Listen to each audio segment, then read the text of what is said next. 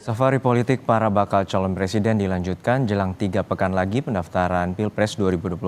Pasangan bakal Capres-Cawapres Anies Baswedan dan Muhaimin Iskandar berziarah ke makam Pangeran Diponegoro. Di Makassar, Sulawesi Selatan, pasangan bakal calon presiden dan wakil presiden Anies Baswedan Muhaimin Iskandar berziarah ke makam Pangeran Diponegoro. Di kompleks makam, Anies Muhaimin disambut keturunan kelima Pangeran Diponegoro. Setelah berdoa bersama, Anies Muhaimin melihat replika meja bundar tempat Pangeran Diponegoro sempat berembuk dengan Belanda, menyatakan penolakan atas kedatangan Belanda yang menjajah. Akibat pemberontakan Pangeran Diponegoro, Belanda bangkrut. Akibat bangkrut muncul politik tanam paksa. Akibat politik tanam paksa, kemudian muncul berbalik politik etis untuk membayar balik atas penindasan yang kejam. Politik etis menghasilkan anak-anak muda Indonesia terdidik. Lewat pendidikan itulah muncul gerakan politik modern yang berujung pada kemerdekaan.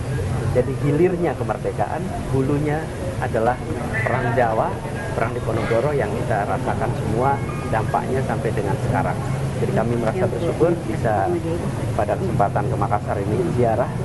Sementara itu, Sekretaris Jenderal Partai Kebangkitan Bangsa atau PKB Hasanuddin Wahid menjelaskan ucapan Muhaimin yang adalah Ketua Umum PKB tentang langit dan bumi di posko relawan Anies Sabtu lalu.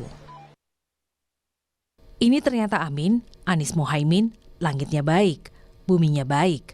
Saya ketemu perintah Kiai sejak 2021, diperintah di Mekah, diperintah Kiai Jawa Tengah. Nah, saya dengan Prabowo juga gitu. Buminya bagus, tapi langitnya gelap, kata Muhaimin. Kata Hasanuddin, Muhaimin hanya menirukan ucapan Kiai, sehingga tidak ada maksud khusus. Langitnya gelap.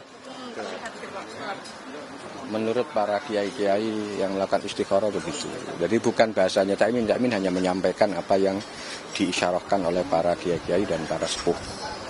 Begitu. Karena ini kan perjodohan langit ya, kita tinggal mengikuti jalannya langit. Berbuat semaksimal mungkin, mengetuk pintu hati dan jiwanya para pemilih di Indonesia. Ya. Gerindra yang ketua umumnya disebut-sebut Muhaimin menilai tak masalah ucapan tersebut. Tidak ada masalah dengan apa yang disampaikan Gus Muhaimin soal langit terang, bumi terang ya, situasi yang mereka hadapi sekarang.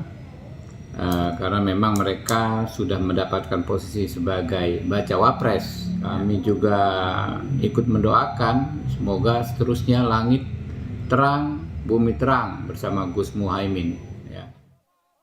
Sebelum bergabung dengan koalisi Anies Baswedan, Muhaimin dan PKB berkoalisi dengan Gerindra dengan Prabowo Subianto sebagai bakal capres.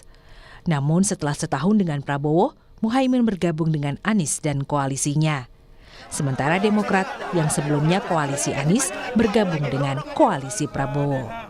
Manuver politik makin kencang di tengah makin dekatnya pendaftaran pasangan bakal Capres-Cawapres di pemilihan Presiden 2024 yang dihelat pada 19 hingga 25 Oktober mendatang. Tim Liputan Kompas TV.